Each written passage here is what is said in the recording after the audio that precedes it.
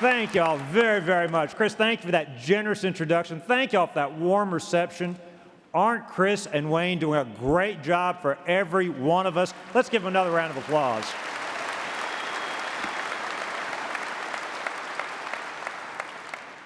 Good afternoon and welcome to Nashville. What a great crowd we have today. I think all of us are what Hillary Clinton once called the vast right-wing conspiracy. You remember that? Those are her exact words.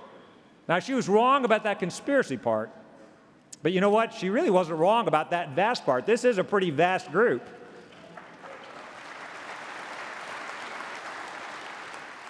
We're going to show her exactly how vast we are next year. You know, I understand Hillary is about to announce her candidacy this weekend.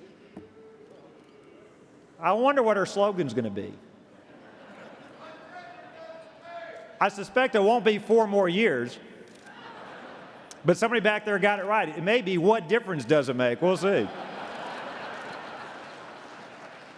We showed her how vast we are. We're going to show President Obama exactly how vast our movement as well. When he tried to ban green tip ammo, we rose up and we stopped him.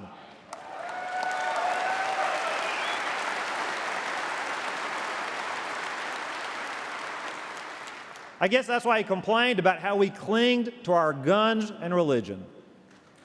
You know, as the governor of the great state of Louisiana, I'm proud to report we've got plenty of guns and religion both, but we're not bitter about any of it. That's right.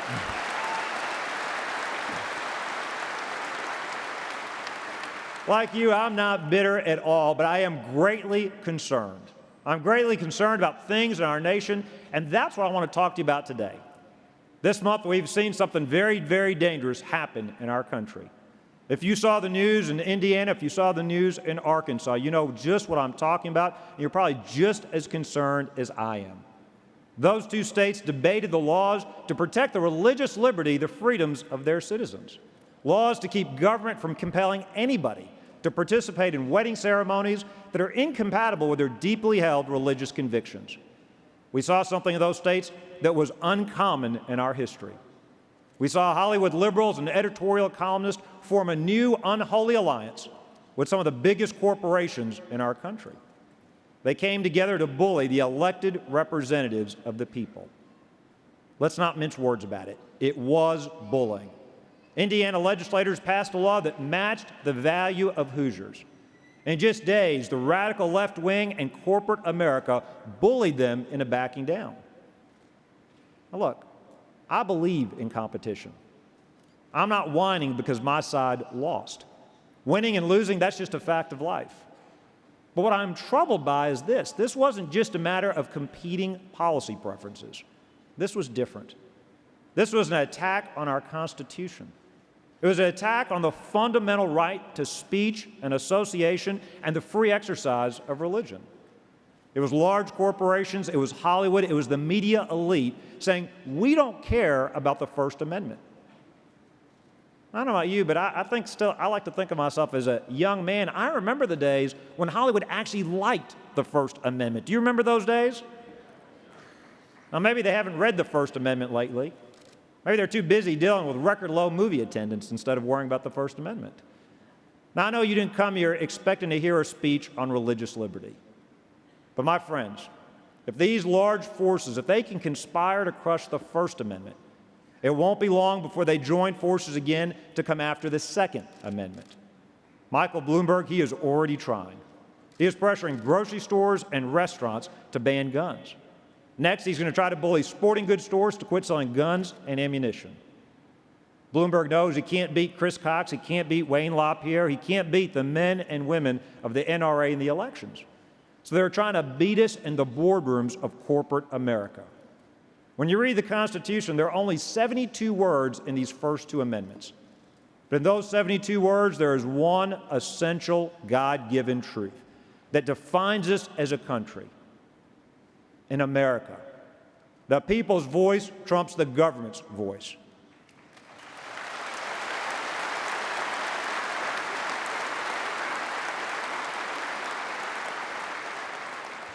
In America, the politicians take orders from the people, not the other way around.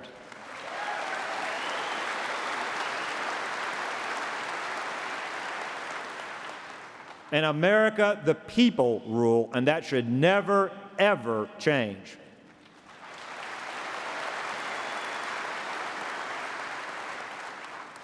Those first two amendments, they've got no gray area. It starts, and I quote, "Congress shall make no law restricting the freedom of speech or religion." Did you hear that, President Obama? No law. No law.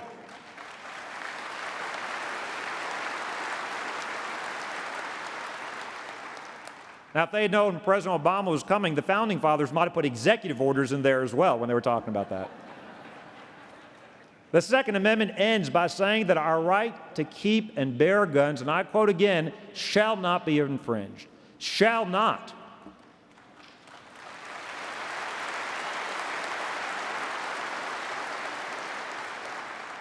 You don't need to go to court. You don't need to go to Harvard Law School to have that language interpreted. It's so clear that even Michael Bloomberg ought to be able to understand it. Now, the Founding Fathers, they knew what they were doing. They had seen religious persecution firsthand. They had proven that a well-armed citizenry is all that stands between freedom and a tyrant. They knew it was impossible to build a society that was truly free without the right to speak, without the right to worship, without the right to bear arms. You sometimes get the idea that President Obama and Hillary Clinton believe that these are just crazy right-wing ideas dreamt up by talk radio hosts.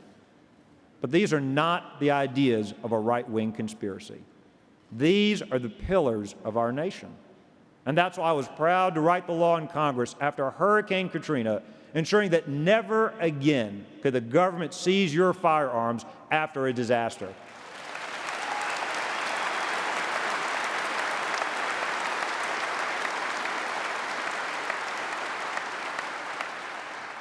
That's why I was proud to guarantee the right of Louisianians to carry their firearms in their cars to work, even if their employers objected.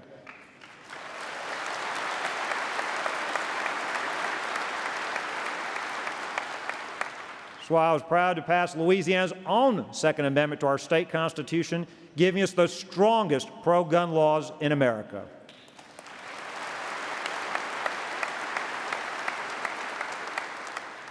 That's why I was honored to earn the NRA's highest national award for legislative achievement.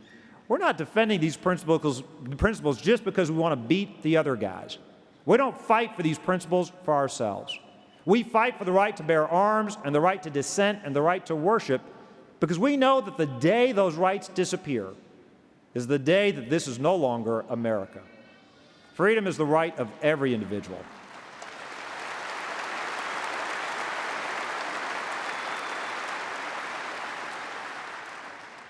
Freedom is the right of every individual, but it is not a guarantee. It's never been guaranteed. It has to be preserved. It has to be protected. It has to be defended by a selfless people willing to fight, willing to take action. And let's be honest, that's why all of you are here today. That is why I'm here today. That is why the National Rifle Association is the most effective civil rights organization in our country.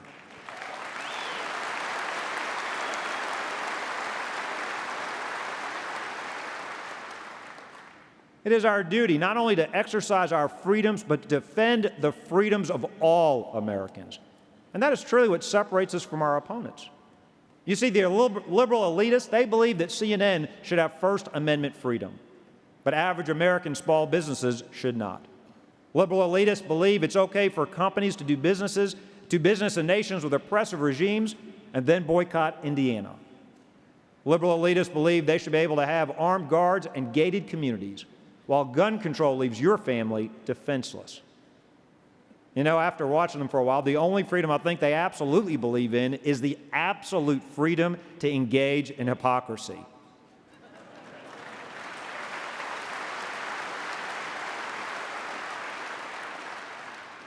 You and I, we are called to a different path.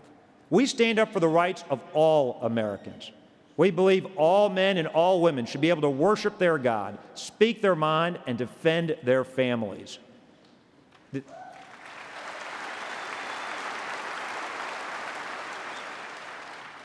Those aren't rights dreamt up by politicians. They weren't even created in our Constitution.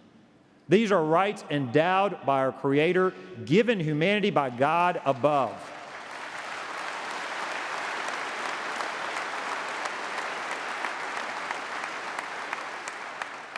I want to say this slowly enough so that even Hollywood and the liberal elites can understand this. America did not create religious liberty. Religious liberty created the United States of America, and it is the reason we're here today.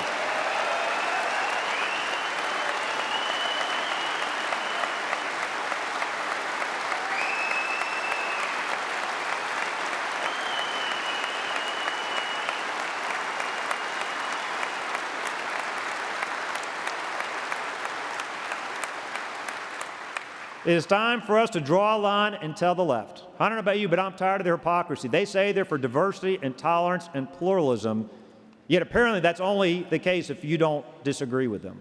The reality is the only group they think it's okay to discriminate against are evangelical Christians. Enough is enough. We're going to fight for our First Amendment and our Second Amendment rights.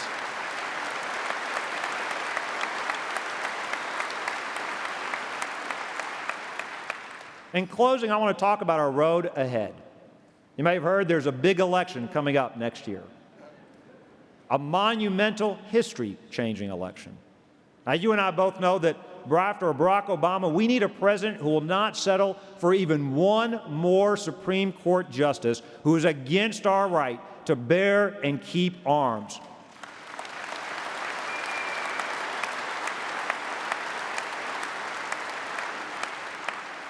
No more Kagans, no more Sotomayors, not one more on the Supreme Court.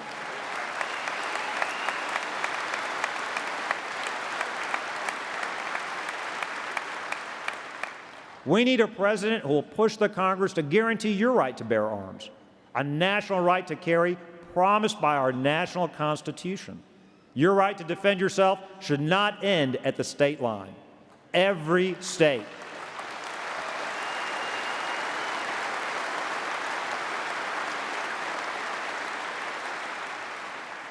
Every state, every city, even Washington, no more exceptions. That's what we need.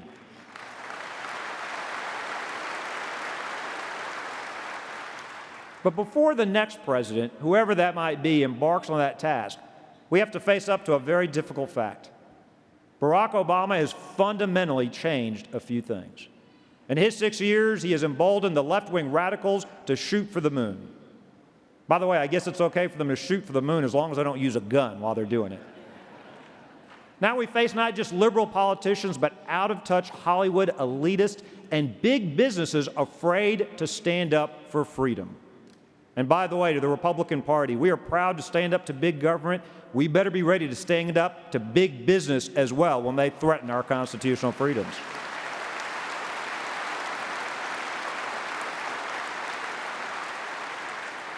This 2016 election will be an election between elitism and populism.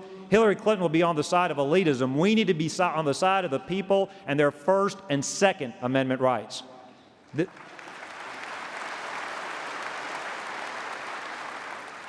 This unholy alliance of big business, Hollywood liberals, and the elites is determined to rob us of the freedoms we cherish. And let me warn you, there are going to be days when it feels like we are behind. There are going to be days when it seems like there are too many powerful forces lined up against us. But America has overcome tyrants before, and we will do it again. In a world racked with chaos, we can preserve this nation of faith and this island of freedom. It is the destiny of our nation.